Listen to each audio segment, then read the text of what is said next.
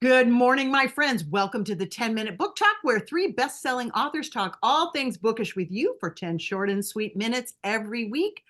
I am here with my co-host with the mo-host as always, Rachel Linden, Catherine Ray, and I'm Marie Bostwick. And guys, I get excited, right? I am super excited. I love all of our authors, but I'll tell you, I've been stopping people on the street. I've been sending emails. I've been saying, you gotta read Ellen Feldman's new book, The Trouble with You. I adore this book. I want Ellen to move next door to me, but it's just great and you all need to read it. But don't trust me, trust Ellen. Ellen, tell us a bit about your wonderful new book, The Trouble with You. I can't do it as well as you do, Marie. No, you can. You do everything as well as me, possibly better. I'm too busy with the movers. I'm moving next door to you. It's that simple. There you go. Thank you all for having me. The book is I can't say well, I will get to the inspiration. The book is about a woman who is trained to be, brought up to be a wife and mother, and that's it entirely. And it's right after the war. The men are coming home from the war. Women are so relieved and everybody's having babies. And she's very happy that the Fanny, her name was Fanny Fabricant, she thinks she has, the world she got the world cut out for it. It's going to be great. And then suddenly in an instant, she's only half of that. She's no longer a wife and mother. She's just a mother. And she, as I said, been brought up to be nothing but a wife and mother. And now she finds not only does she have to raise her daughter on her own, she has to figure out how to support the two of them. And this is not a world right after the war that's conducive to women working.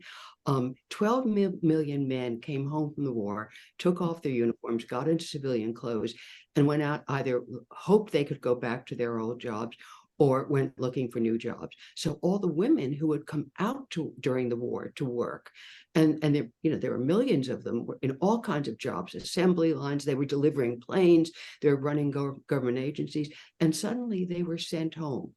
And so even when Fanny goes looking for a job, if she can figure out what she's equipped to do, nobody wants to hire her because they're afraid. Men need jobs. You're not raising a family, they say, even if she is raising her daughter. So the world is stacked against her for this. Lots of good stuff here. So amazing stuff here. So what was the inspiration behind the story? Because you really have a multifaceted story here that is incredibly deep. And what was that kernel that started it all? The real inspiration, and I didn't know it at the time, it had been germinating for a while. I have in the book, there is a letter to the reader, and my father died very suddenly when I was 7 years old, and everybody it was a tragedy, obviously, but everybody who came to the house to pay respect to his memory, and to try to solace my mother, would say, I kept hearing this. I was a child, but I kept hearing it. At least she doesn't have to work. My father had left enough insurance policies, whatnot. She didn't have to go to work. And I grew up thinking this, it was so fortunate she didn't have to work. Only when I grew up and went to graduate school and wanted to work did I realize this was not a benefit for my mother. She never would have gotten over my father's death. But if she got out of the house and had to do something and didn't have her whole life concentrated on her 3 daughters and being a widow, it would have been much better for her life. And I joke that the book is my mother's chance for a do-over. My husband said that's too cute, but it really is. It's what I imagine for her as a more fulfilling life. She was a wonderful mother to the 3 of us, but she was never happy again. And yeah, it's still, and I've heard stories of widows who lost young husbands in the war, who never got over it. Some women went on and some didn't as well. Oh my goodness. So this is a story, it seems like, about a woman finding her place in the world after tragedy and loss, and how personal that is for you with the story of your mother, which I think is extremely moving. And I'm curious, I want to talk a little bit about the research, because you're writing in a very interesting era. We've had so many wonderful books about World War II, but you're writing kind of this Cold War, post-World War II, and you're writing all these very interesting things. There's the blacklist, there are radio dramas, there's etiquette surrounding what women are allowed to do or not allowed to do, which for people of my era, I think is very eye-opening because we were born into the privilege of having rights and freedoms that, I in talking to ladies from other generations, I didn't realize that it was something that is unique to my generation and beyond that we had that. So I'm curious if you can tell us a bit about your research process and just sort of what you found as you went along.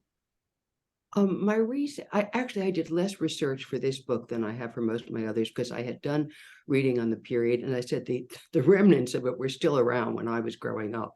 I had a college professor who said, "Of course, I'll write you a recommendation for graduate school. It'll give you something to do until you get married." And this was a women's college where we were all supposed to work, but he was a male professor, and this was prevalent. Um, I did find some surprising, as bad as I knew it was, I found some surprising things. Like the book begins with 4 quotes. And one of them is from the president of Radcliffe College, who was a man at that time, even though it was a women's college. And he told every entering class in the 1950s, what you will learn here in the next 4 years will make you better wives and mothers, and your reward might be marrying a Harvard man. And this was what he told every incoming class. And the joke, not at Radcliffe or where I went to school, but in general, was you were going to college to get an MRS. There's a woman I know because I run around the reservoir every morning here in New York. And she started running with me once, and she told me she had never graduated because when she met her husband, her parents said, "Well, now you can drop out of school. You don't have to finish." That was the prevalent attitude in the 50s, and it's chilling. Mm, mm, Yeah. goodness. There is a lot here to digest. I mean, I'm telling you, my friends, really, I love this book so much. There is not anything about this book I didn't love, but in particular for me, I have gone around telling people that Ellen Feldman writes as good of dialogue as anyone out there right now. It is so believable. I felt like I was eavesdropping on conversations. And yet in all of that, there wasn't, in real conversation, we say a lot of really superfluous things.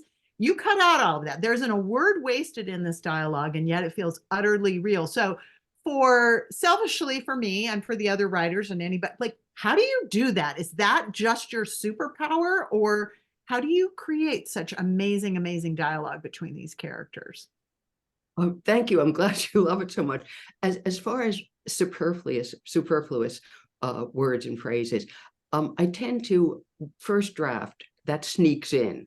And then I go through and I have to pull it out and say, no, this is, you're not talking. You have the good fortune here to be able to pare it down. But I love dialogue because I think it gets to the characters incisively, but also economically. And I love it when they're telling them, they're saying something they believe in or revealing something about themselves. I like it even more when the character is covering something up or trying to present a persona. I'm not afraid of this. Of course I'm not worried, or of course I'm not angry at you, something like this. And I don't know. I just love to write that way. And from the time I was a little girl, people told me I talk a lot. And I think that's why I just, I start with dialogue, and so frequently I have to cut it back because I'm having so much fun. And the character, which is not to say it's easy. I mean, I don't think you, as the three of you know, you'll have a day of writing, and 1 hour you'll feel, oh, this is wonderful. And an hour later, I ought to throw this out. It's not going anywhere. So I'm not just saying it's easy, but I probably find conversation dialogue the most enjoyable part of writing. Yeah. Well, there is a lot here. This is one of those times, my friend, when I wish we were the 30-minute book talk, because there's a lot more I could tell you about The Trouble with You. Also, some incredible secondary characters. Fanny is a fabulous heroine. There's just nothing not to love in here. So, like, go get this book, get it now. Like, in fact, turn us off and go get it, But but just in case you're not ready to do that, we do have one more question. Ellen Feldman, as we always ask on the 10-minute book talk, what's bringing you joy today? Okay. This is kind of a funny answer. My last two books were about survivor, Paris Never Leaves You, and The Living and the Lost. And I'm pretty much obsessed with that. I'm glad this book is not about that.